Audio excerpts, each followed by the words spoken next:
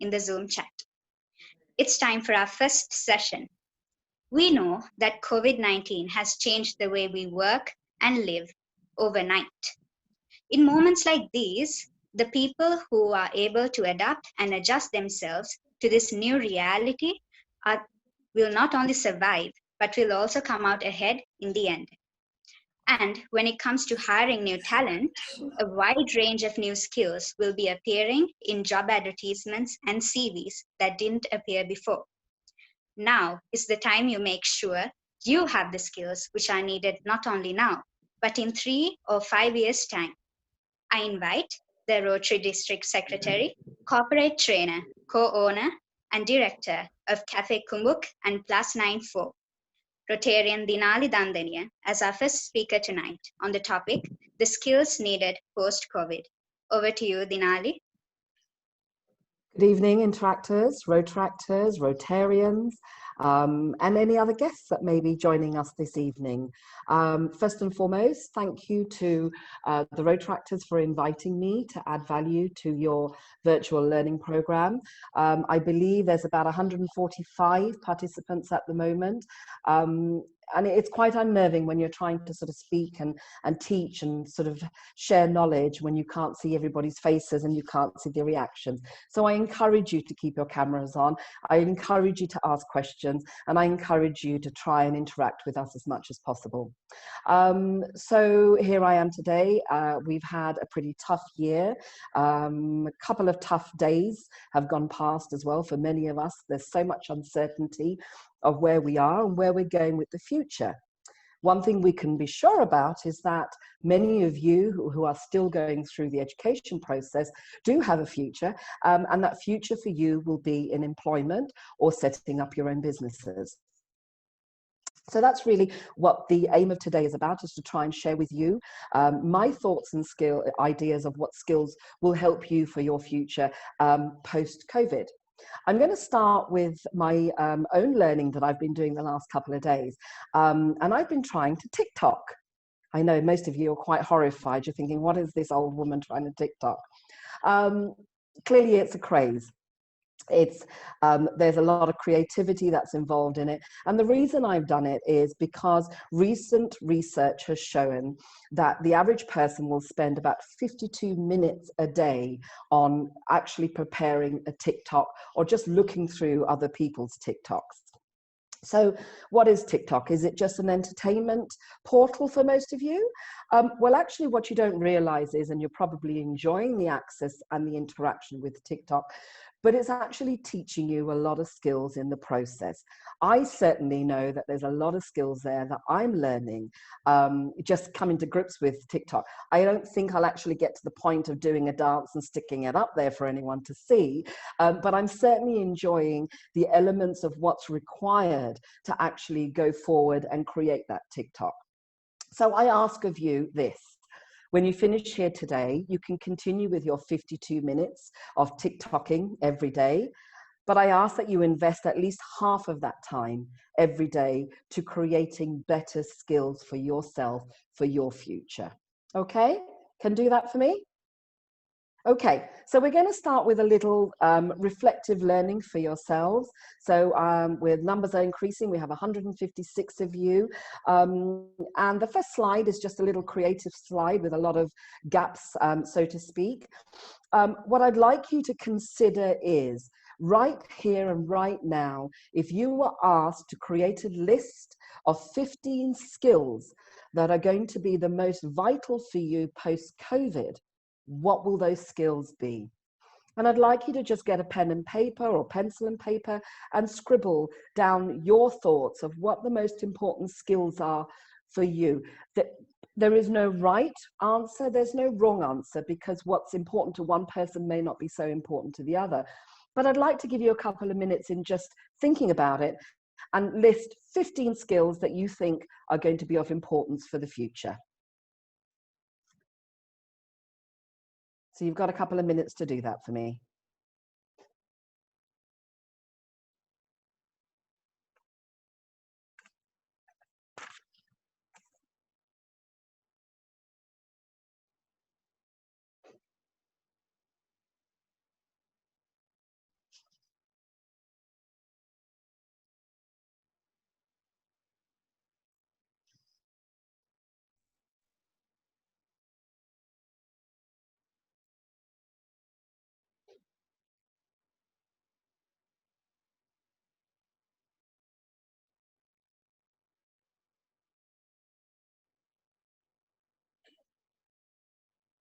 So for those of you who've just joined, the silence is because people are thinking.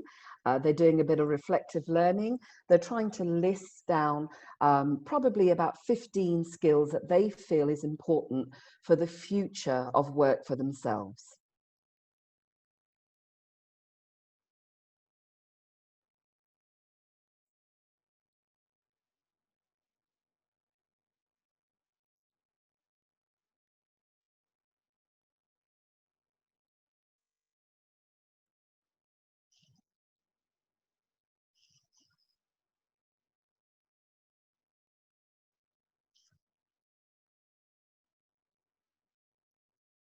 I can't see many faces at the moment. So if any of you want to unmute and just start calling out a few of those skills that you may have highlighted, I'd be very welcome to hear them. What some of you may have 5, you may have 6, you may have up to 10, who knows? But the aim is to try and sit down and actually write 15 skills for your future. Does anybody want to share any of them that they've got so far? Everyone's very quiet. Yes, madam. Can you hear me? I can, yes. Yes, the skills what I have noted is the interpersonal communication, innovation, self-realization, facing challenges, and problem solving. Okay, so I'm going to stop you there, Judith, because it wasn't very clear. So you had interpersonal skills development, a really interesting topic, and one that is vital for any path in your career, actually, whether it be now or 7 years or 10 years' time. Interpersonal skills is really important. Problem solving. It's interesting that you mentioned that. It is really important, and I'll come back on touch on that. But Judith, I didn't hear the second one that you said. I mentioned as innovation. Innovation, great. Thank you very much for sharing those 3. Does anybody else want to share a few more? Can I invite anybody else to share with me some of their lists? Yeah. Can you hear me? I can hear Shafraz. Yeah. It's analytical, AI and machine learning, data management, creative thinking, problem solving, as she said, and consumer research. Wow, so a wonderful list. You've clearly given it some thought. Are those all skills that you're quite competent in today, or are they things that you need to expand on and learn for the future? Yeah, we have to learn for future. Okay, all right. Anybody else would like to share with me, please, their list of skills? Can you hear, madam? I can hear you, yes. Yeah, I'm Kalna. I think digital literacy, decision-making skills, and judgment skills, also the virtual collaboration skills, what we need. Wonderful. Virtual collaboration, I like that. Yes, all very worthy skills that you've mentioned. So we're now getting a gist of some of the skills that are coming up that are most recognized, where research are now predicting the most important skills to take us forward in the coming years post-COVID, because there has been a huge change in skills and what we're learning and where we need to go with it, which is why I take you back to TikTok. TikTok is predominantly an opening for younger people, and in time to come it will increase in age, the usage of it, just like Facebook and Instagram. They were all meant for young people, and I say young by teens and so on, and as time has evolved, more and more people of the age groups have actually adapted and got on to it as well. So what does it offer us? Well, clearly we get to experience our own creativity by using TikTok, as well as all of these. If you think about Instagram was created to help increase our photography skills and engage accordingly. So we're learning a huge amount of creativity. Many of you, it'll come naturally to you because you're born in that era. For people like myself, I'm still young, but creativity is an area that I'm having to consider more and more about how I'm going to recreate things as well. It's not just creativity, it's what I've done before and how I'm going to create that. TikTok is clearly innovation. It's giving you dances and songs and memes and various elements, and you're innovative enough on how to actually recreate that okay, and how you're going forward and adapting that and sharing that with your audience. There's a fair amount of humor. We cannot go through life without humor. We've got to keep our sense of humor. We've got to keep a positive outlook. And TikTok is a great example of that as well. I learned the skill of patience in learning TikTok, because you clearly need to practice that as well. So what we've got here are these are the share that I'm sharing with you now, the slide, is where research has shown the most, by all means, this list is not exhaustive, okay? So what that means is that there'll be other skills there that are just as important, but these are probably the top 10 skills that are going to take you through for post-COVID, that if you don't already have, that you need to take on board. So the first one is creativity and innovation. A couple of you've already mentioned that. So creativity can anything from how you recreate yourself, how you market yourself. Social media is going to play a huge amount of value to you as you move forward in your careers, whether you decide it's through business or whether it's for your own personal gain as well. So you're going to have to think about how you're going to innovate a product that you may be using today. Actually, let's take a product that we would have been using pre-COVID, say February. How you marketed that and sold it in February is going to be quite different today, and how you're taking it forward. So the trick here is not just these key words, but how does one become competent? How are you going to demonstrate? And I know Rotary and Aashiq is going to take you through your interview skills, but in doing that interview, how will you demonstrate your competency in creativity and innovation? Technology. Huge pet hate of mine. Whilst I'm lucky enough to see a plethora of technology growth in my lifetime, it's moving so fast, and everything is growing and developing at a pace. You have to stay in touch with that. This is a prime example of how technology is influencing us. Zoom, who would have thought last December that we would be on platforms engaging and learning in this way, but it's a tool of the future. So whether it's Zoom, whether it's GoToMeetings, Microsoft, there's so many options out there. You need to get with it. But here's what I want you to do. We're talking about technology in the form of, how we're going to use it and how it's going to help us. But we need to go back to some of the old school technology. And by old school, I mean things like using Excel, Microsoft Word, the Microsoft Office suite. Many of you would not have had much experience with it yet. And I urge you to start using Excel and getting familiar with it, taking some courses. There were some great free online courses for beginners, intermediate, and advanced, and getting to grips, because I assure you, and I'm sure Rotary and Aashiq will agree with me, as you venture into the world of work, those tools are still very much there, and you're going to have to use those. My next one, sorry, I'm looking for enterprise and entrepreneurism. Quite important, really. I just wanted to share with you to say that I've come into enterprise and entrepreneurism quite late, actually.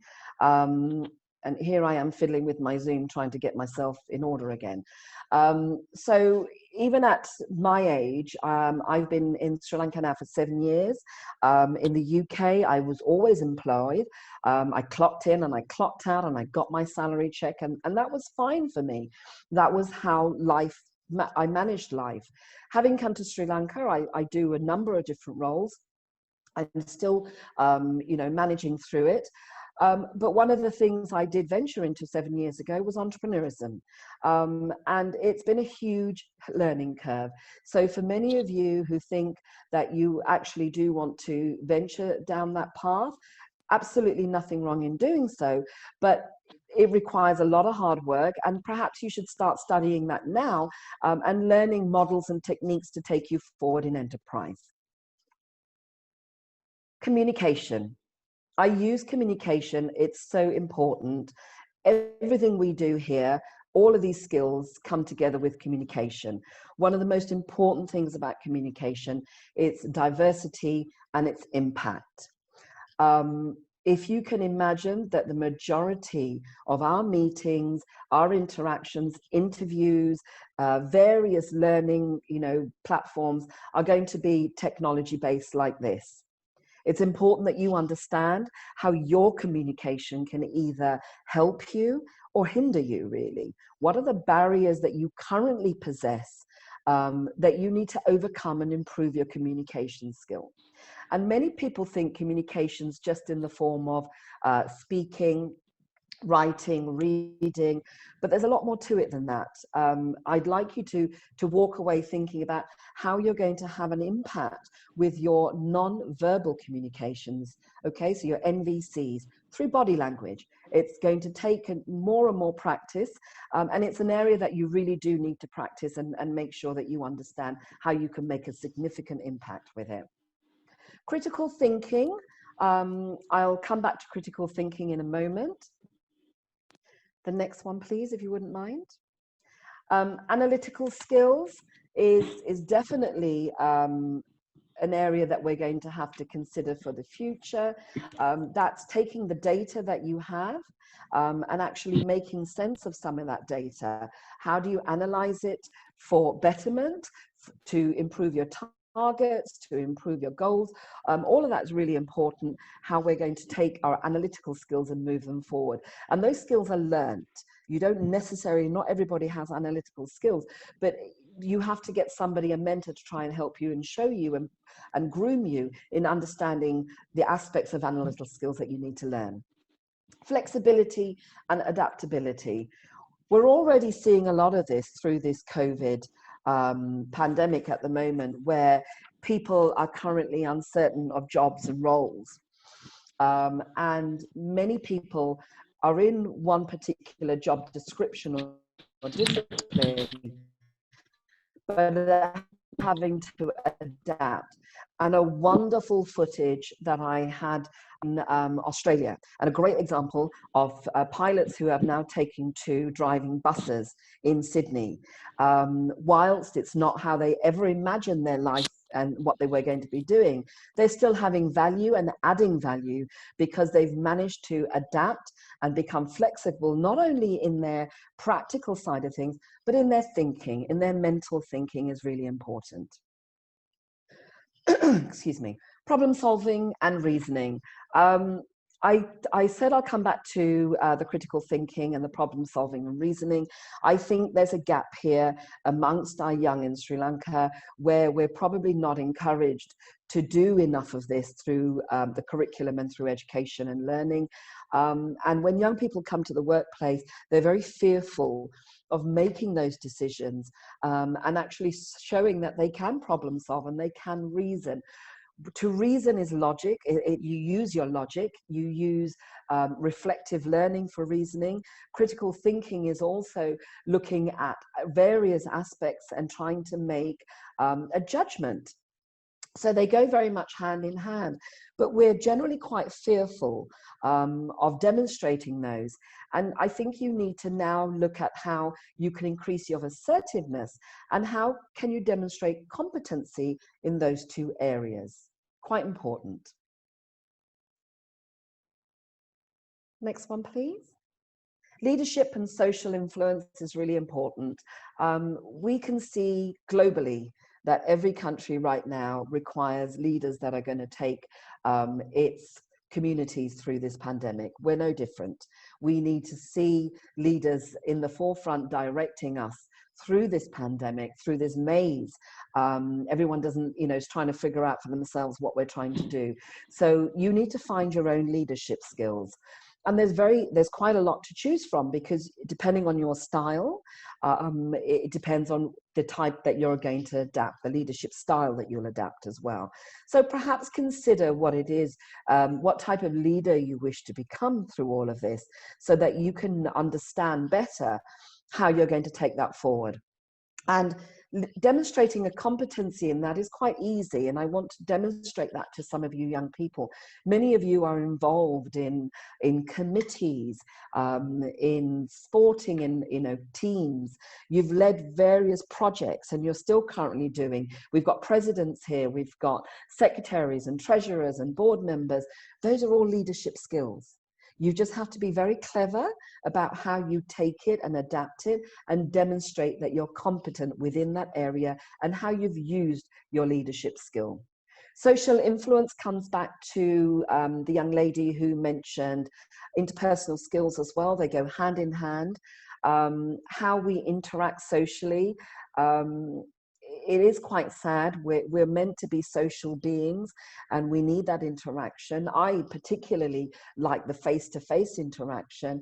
This entire virtual technology scenario has completely thrown me into shock, but we need to come to terms with it and work out how we're going to manage it. So social influence is how I can make a difference through my social interaction, whether it's virtually or whether it's face-to-face, whether it's on the phone or through email. It's really important about our interpersonal and social influence and how we're going to actually lead. Active learning and learning strategies, and that is really to prove that we should never stop learning. You may think that once you've done school and you do university perhaps or college, and then you may even want to go further. And even as you start out in your careers, you'll probably look at further learning. I'd like you to consider a couple of elements here. Learning is so important, and active learning happens every day. It's not something that you necessarily have to get a qualification for. Life learning is vital. And by that, I mean the skills that you are going to stop and take on every day. Things are happening around you, as opposed to continuously looking for, qualification on paper. So both go hand in hand. And that's why I said to you, I keep going back to my TikTok learning, because that's part of my active learning, is to try and see what it is that is being reintroduced in skills today, what the young are facing, what you're coming to terms with, and what I need to catch up with clearly. So active learning and learning strategies will change as you grow, as you progress in your careers. But I want you to continue to do so. And sometimes that doesn't have to cost much either. So depending on whether you read a journal, you open up a newspaper, you go onto the internet, there are so many free learning websites right now where universities and colleges are offering, free learning packages purely because of the pandemic. Make the most of it. It's not going to be there forever. But these are learning strategies that are there and that can help you move yourself forward. So these, as I said to you, are by no means exhaustive, but these are the top skills that you need to consider. You need to sit back and understand and look at your CV and think, do I have those? Am I able to demonstrate that I have a competent level within those? We don't expect everybody coming into the world of work to know everything and to be 100% competent, but we do expect people to have an understanding of these skills. Imagine for every one job today, there's easily 200 to 300 people waiting to apply for that job. So your fight is even more tougher than it has been.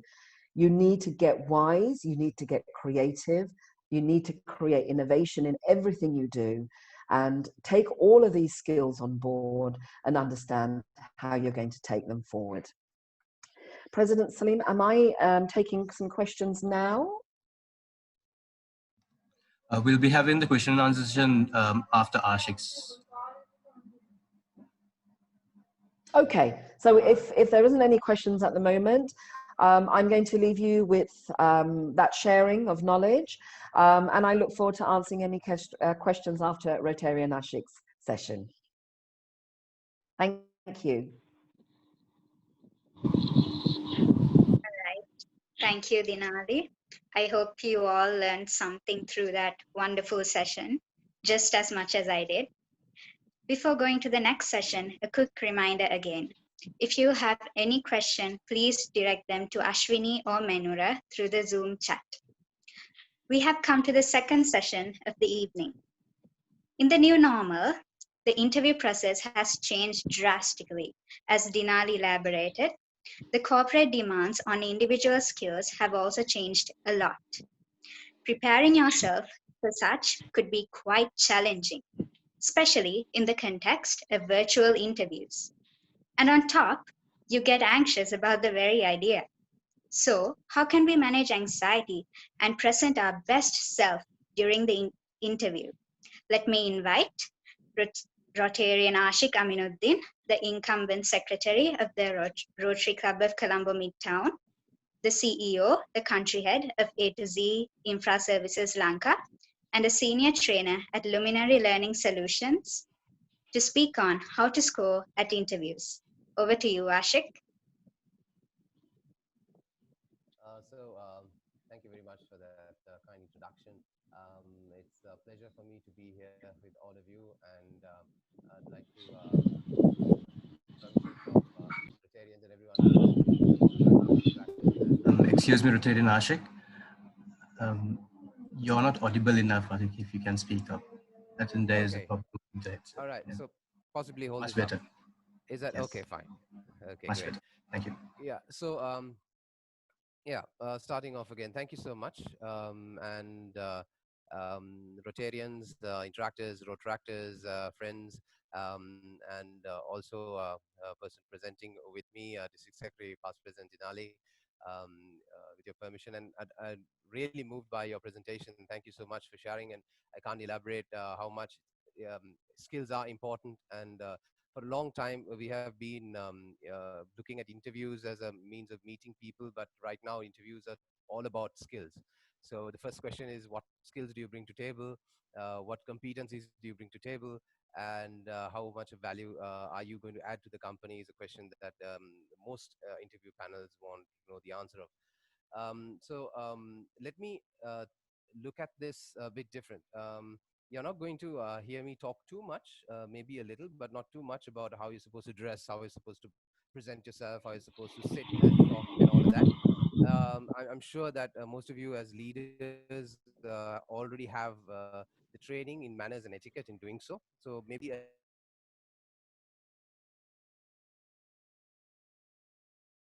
of okay. Am I audible again? Yes, Ashik, you are. Thank you. Yeah, okay. So what we're going to talk about and what we're going to leave with is something that I would like to touch upon. But before that, a small story. I love stories. So this is a Zen story. Some of you might already know. I'm sure Dinali already does. There's a story that a man visited a Zen master one day. And he was there specifically to learn something because the Zen master was delivering a speech to a group of people. But during the Zen master's presentation, this gentleman used to stand up or raise his hand and always interrupt, ask questions, disagree, and was quite a nuisance. But being the Zen master that he is, was quite patient, and then later on invited this gentleman for tea to have a conversation afterwards. And during that having tea, he offered to actually serve tea to his guests, and the Zen master proceeded towards filling the cup, and he started pouring and having a conversation, but he didn't stop. His guest was quite surprised and a bit disturbed at the same time, and kept on saying, "Enough, stop!" But he never stopped. He kept on pouring, and then he said, "No, stop! Don't you see that the cup is full and there's nothing that can be put in anymore?" And then that's the time that the Zen master actually stopped. And he said, "That's your problem. You were not with an empty cup at the session, and therefore you were not able to leave with anything." So whenever you come into a session, it's always important that you enter with an empty cup. That goes for all of us. And I'm sure that that's the way you need to, I think, approach even interviews or any part of your life. Never go into any meeting with a full cup, because you already you have planned out things so well, and you've prepared yourself so well that you already have predetermined certain things, and you come out being very robotic. So I'd like to start with that. So emptying your cup is very important. It's not only for interviews, for life and every day. It's an important practice that you need to have. But coming back very quickly to what we want to leave today with. So three things. One is intensity of your belief, self-belief, the intensity of your belief.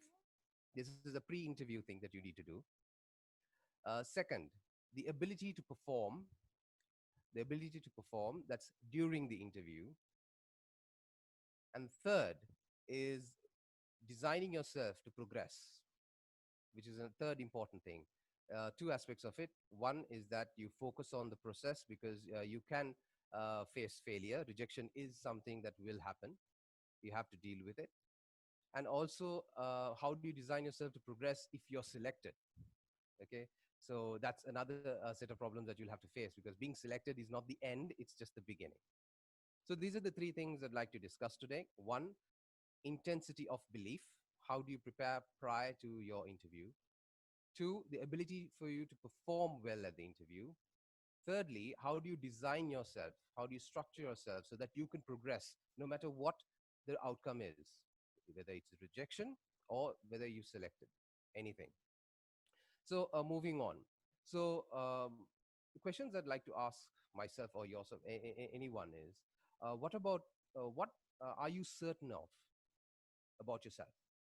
So if you could just reflect on yourself and ask, what am I certain and what strong beliefs do I have? What am I good at? And what am I sure of, in other terms? Okay, so that is first question. Second is, what belief do I have, or do you have, of your abilities? And if you don't have strong enough beliefs, friends, the question remains is, how are you going to make others believe? So I think an interview is all about preparedness. It's about a mindset. So people at the interview panel will definitely be able to see through you. Okay, they've sat through many an interview, and believe me, they know as soon as you walk through the door and how you present yourself and how you speak, they know what is going in your mind. They've known that you either what you call, you're just parroting out stuff, or they know that this guy or this girl is not that sure of what they actually want.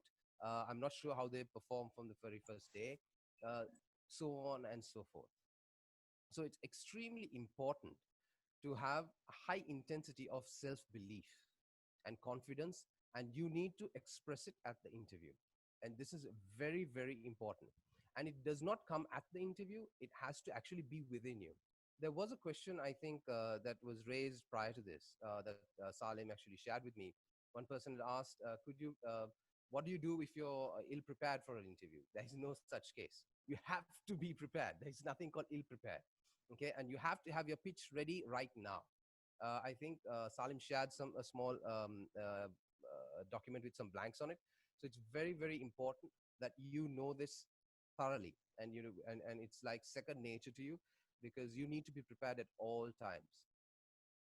Um, Secondly, what I'd like to talk to you about is interviewers. When you walk into the room, even if it's 1, 2, or 3, 4, or 5 people, they are scouts, and they are specific. Ashik, I'm really sorry to interrupt. There's been request that you are not audible enough. If you can, Oh my God. there's Okay. some Yeah. What about now? much better, Ashik. Thank you so much. Much better? Okay. Yes. Okay. I think handsets don't work. Okay. So, okay, coming to the second point. So, interviewers are scouts, and they are scouting for talent. What you need to show them is your talent. I know that you've given your CV. Many people come to interviews and say, I have given my CV. They don't care. So most of the time the answer is, yeah, we've seen your CV, but we'd like to hear you more. So never ever go there and say, that I presented my CV, it's on my CV, or so on and so forth. They really need to hear you out. So if they're scouting for talent, it is a showcase, and you're supposed to talk about talent. They don't know you. They don't know from Adam. So it is your role to talk about yourself, bring out the best in you, and you do that by being pre-prepared. So you know your best skills, the competencies you have, what you bring to the table, what value add do you give, and your interactors, your Rotaractors, you'll be trained to lead. You'll have experience. You could relate to stories of projects and how you've actually used skills like Dinali mentioned, creative skills, problem-solving skills, or so on and so forth. Okay, enterprise. During our time, we had interaction, and enterprise was there, and I've used that as an example many a time before. So they're scouts of talent, right? And they don't know you, and you if you don't tell them. And also, what are they looking for? Interviewers today are looking for the right attitude because they can train for skill. They just want to know if this person joins my company, will this person be dead weight soon? Interviews are always thinking at the back of their mind because you're an investment. If you're an investment, you need to give return. This is how businesses think. And if you don't give return, you become a liability. Especially in Sri Lanka, this is a big case. But unlike in other countries, you can't hire and fire. In Sri Lanka, when you hire, you're stuck. It's very difficult to get rid of people. So at the back of their mind, they always want to make sure for themselves that you are not going to be a liability. So they're looking for the right attitude. Do you bring to table the right attitude, and can they work with you? Second is, of course, skills that Dinali, past President Dinali has cleared for you. So they want to know what skills you have that resonate well with the job that's on offer. So can your skill set match that? And can you add value from day one? Do you get what I mean? The other third aspect that they're looking for as scouts is confidence. Do you have the confidence, or are you a person who has to be broken into? Too much of ice breaking is not going to work. At the interview, are you showing enough confidence in yourself so that they could believe in you that much more? Okay, so what are they looking for? Attitude, skills and competence, confidence.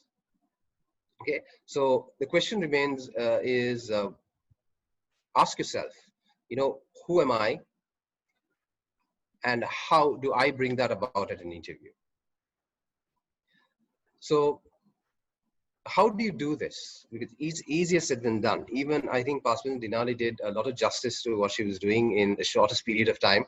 But these skills that she listed down are things that you need to practice always.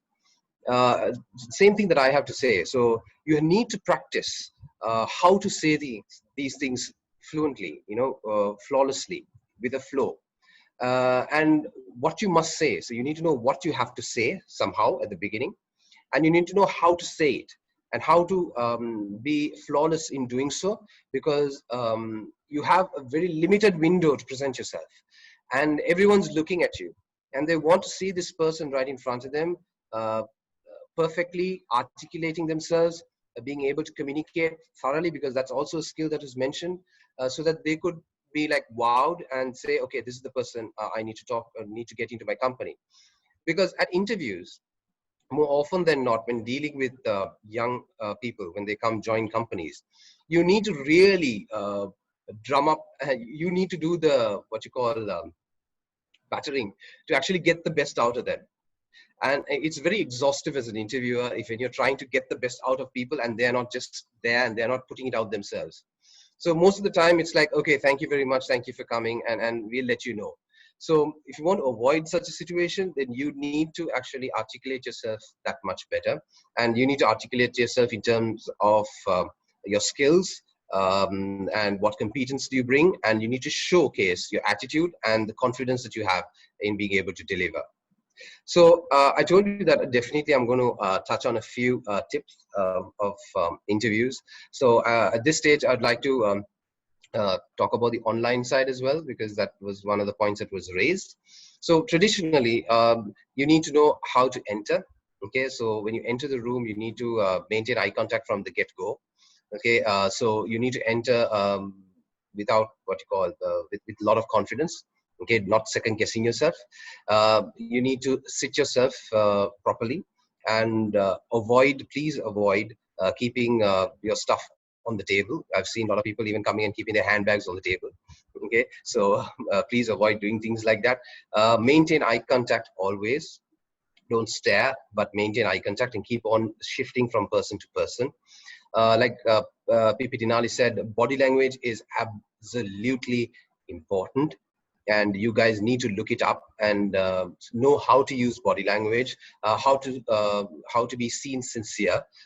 You might want to spend some time practicing in front of a mirror, because your facial expressions count a lot.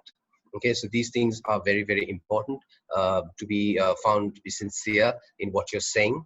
Okay, and one of the aspects in body language and performing at any interview or in any meeting is the ability to mirror. Because see, please take note of this if you have pen and paper. People relate to you based on their frame of reference. This is the technical point in communications. What frame of reference means is that you and I have different life experiences. Based on different life experiences, we use different vocabulary. We use different examples. For example, you would have noticed some people use fantastic all the time. Some people use the word awesome all the time. Okay, so you can get closer to people if you use the same vocabulary. Does that make any sense? So when someone says that's fantastic, we don't put another word in there to just complicate it. You can say, yes, it is fantastic.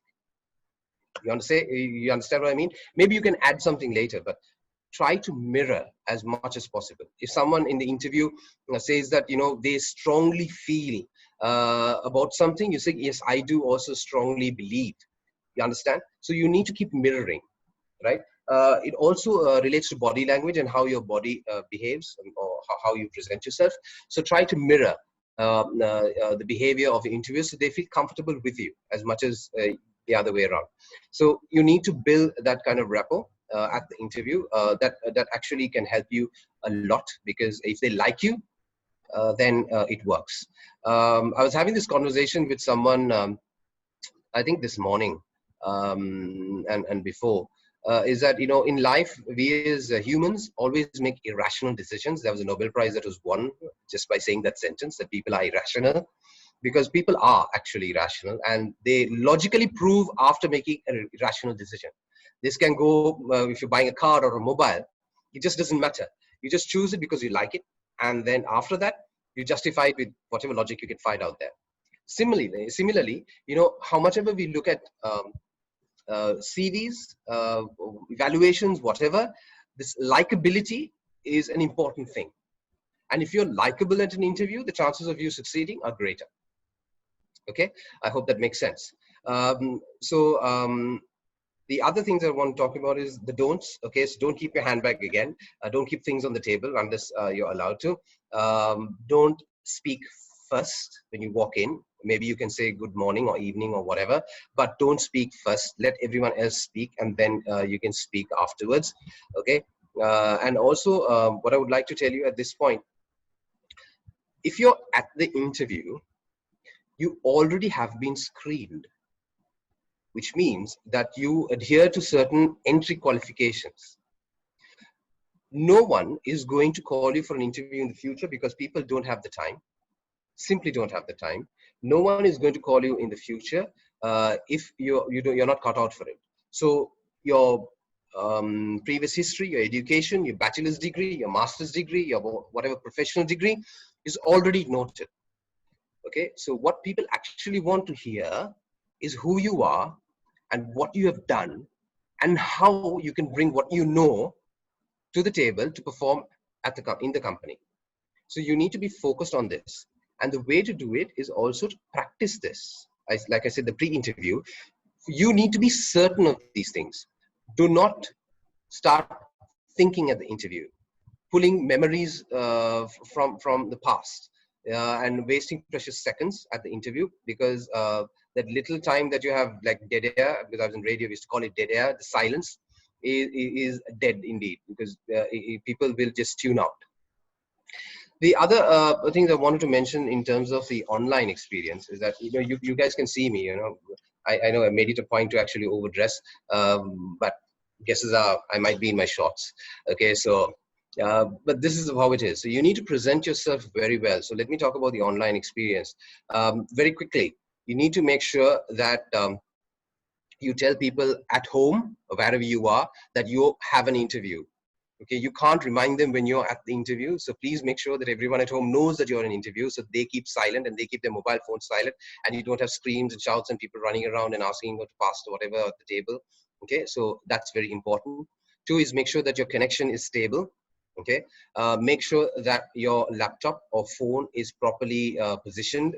In this case, right now I have a table, I have a box, and on top of this box sits my laptop. Okay, and my screen is put in such a way that actually I'm full on screen. Okay, you can use anything at the background to create color. If it's a pot or some sort of artistic thing, no problem, but you need to always maintain that. You do not lean in front, okay, because no one wants a person looking like this. Okay, it's too much in the face. You need to have that distance so that it's sort of a realistic thing. Okay, it's difficult to see what body language people have, but actually neck above, or shoulders above, at least you have that to work with. So try to use that. Don't be fearful of expression. Expressions are very important. So these are the few tips that I can leave. I'm sure that you guys can pick up from that point onwards. Okay, so what else? After the interview, the third point. Okay, I told you about the pre-interview, that you have to be sure about your belief and of yourself, so intensity of that. Second is your performance. That's another one. Okay, and third is how do you design to progress? So let me talk about that now. Disappointment will happen. Okay, you guys have been in school and have not faced much rejection. Maybe you faced a few, but not the kind that you will face in the real world. Okay, not to scare you, but a lot of rational decisions, and things are very cut and right in the real world. Okay, people will tell you you're not a kid anymore. So rejection will be there, right? But what I'd like to talk to you about is how do you face rejection, right? And what do you do if you're selected? Both of these things have a commonality in them, so I will come to that. But you need to deal with them. So the reason for me to bring this about is many people forget that it's a process. Many people forget that that life is not an end game. Okay, at this time I think I have a few little time, Salim, so I'm going to take the chance to actually relate another story, if you guys are okay. So there used to be this farmer, okay, and in a small village, and this farmer had a cow, and that was his livelihood. So one fine day, the farmer wakes up and finds that his cow is missing. Okay, so the villagers come up and they say, "Oh, how unfortunate, how unlucky you are. You've lost the only source of income you have, and we are very sad for you. We don't know what's going to happen to you." The farmer responded saying, "We'll see." That's it. So the next day, the farmer wakes up and his cow's back, and not alone. A cow's back with a few more. So the villagers come about and say, "Hey, you're very lucky. You got now not one, but you have more. You're blessed. I don't know how. I wish we wish we were so lucky, and it's so amazing." So the farmer said, "We'll see." The next day, the farmer's son goes to the barn, and as usual, early morning, milks the cow. I don't know what he did, but then the cow gives him a kick, and his arm breaks. The villagers come back, and then they say again, "Oh, how unfortunate! You're a very unlucky man, aren't you? First you lose a cow, and now your son's arm's broken, and now you have one less person to work. How are you going to even fend for yourself with so many cows anyway? You're not going to. It's not going to work for you." And the farmer replied, "We'll see." So the next day, the army turns up at the village because there's a war going on. Okay, and they start enlisting young boys into the army, and lo and behold, they decide against taking the farmer's son because his arm is broken. So the villagers have lost their sons to war, and the villagers come up to the farmer and say, "You're a lucky guy. Thank God your son's arm broke, because now he's at home with you, and arm's going to get fixed anyway soon. and he's going to help you, unlike us. The farmer replied, can anyone guess? I'm sure you can guess. He said, we'll see. See, the story, the idea, that's the end of it. So the idea is that, guys, life is a journey, and you'll have to see. Uh, the, uh, the final decision is never out, okay? The final decision is always out there. And if you accept anything as the final, it's your doing. So don't choose it. Be careful. An interview could be that. A lot of people get depressed. Don't. It's not the end. It's not the first interview you'll face, and it's not the last interview you'll face. It's not the last interview you'll face, rather. There will be many opportunities, all right. So you will always get to face another interview. But what's important and most important is the process. Don't let go of the process. What PP Dinali mentioned earlier is that it's very important. You need to sharpen your saw all the time. Uplift yourself. Get yourself reskilled. Get new skills on board. The same person who went for the interview last month should not be the person who is going to face the interview in 6 months' time.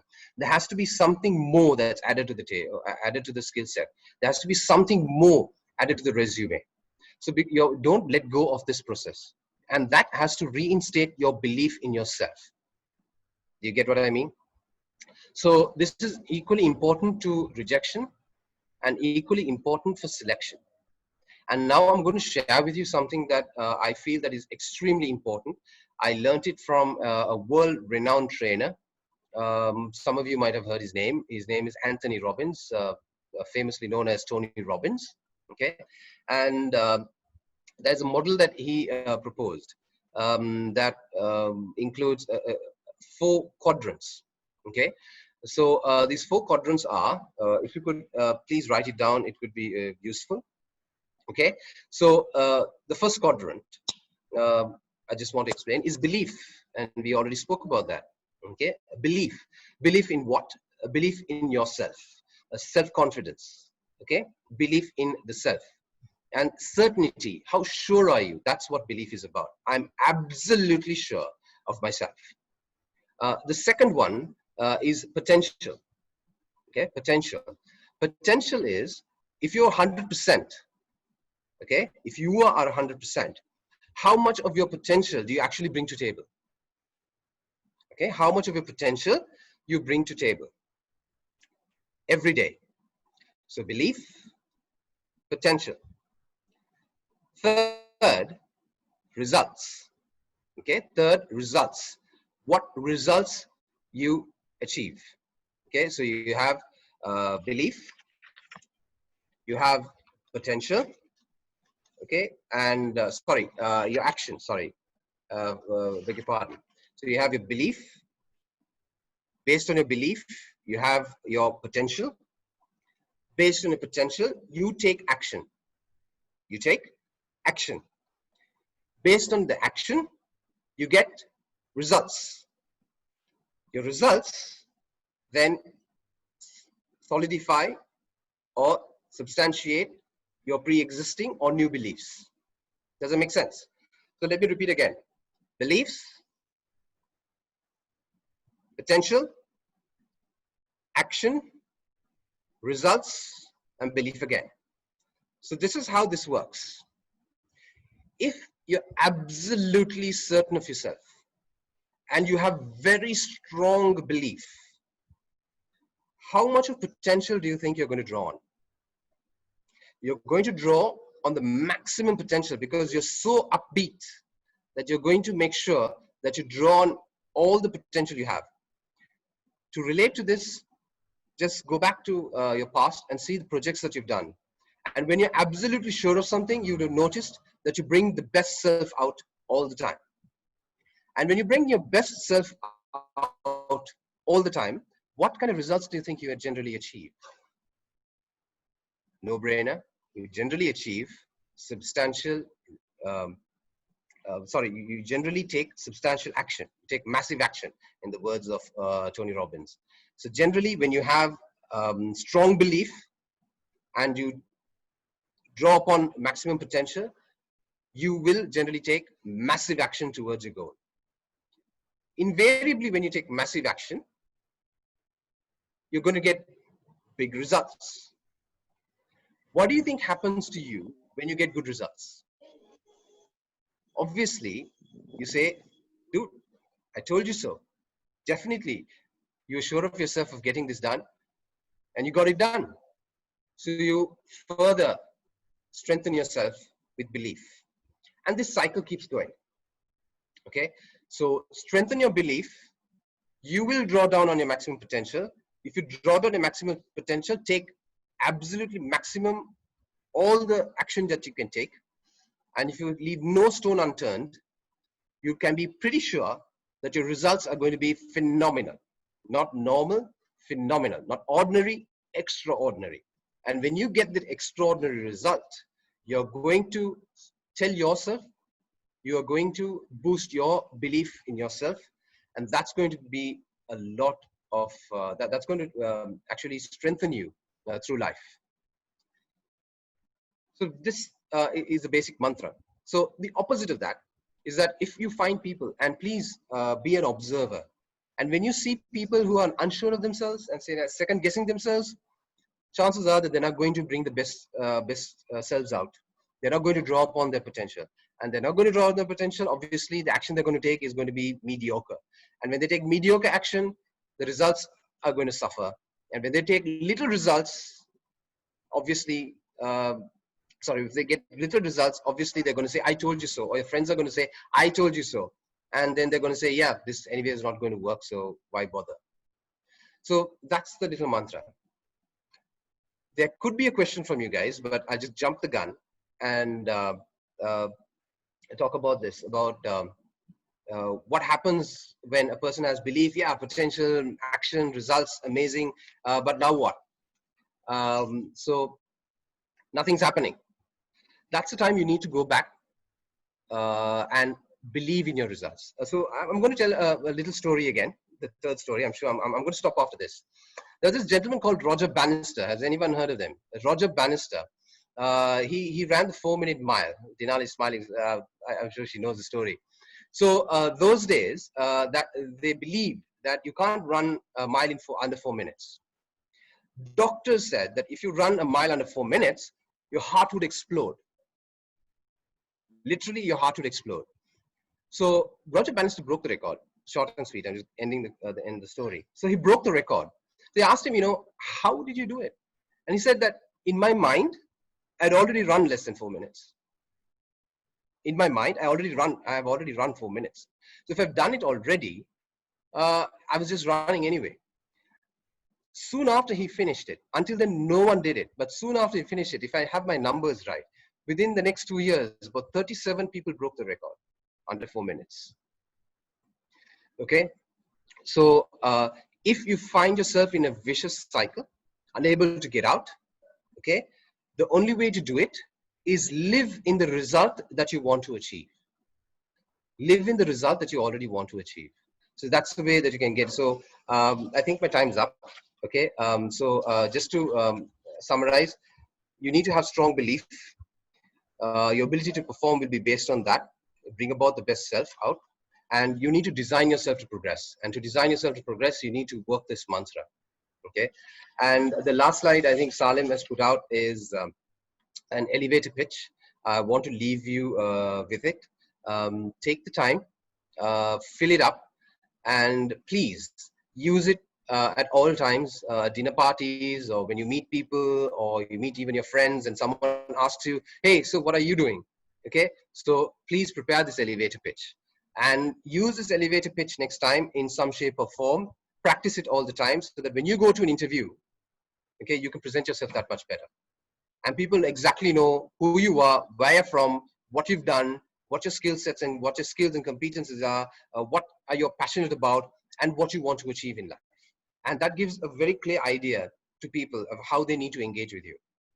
Okay, so I think I'm done. I hope I've done justice to time. I'm not actually following it. So Salim, over to you.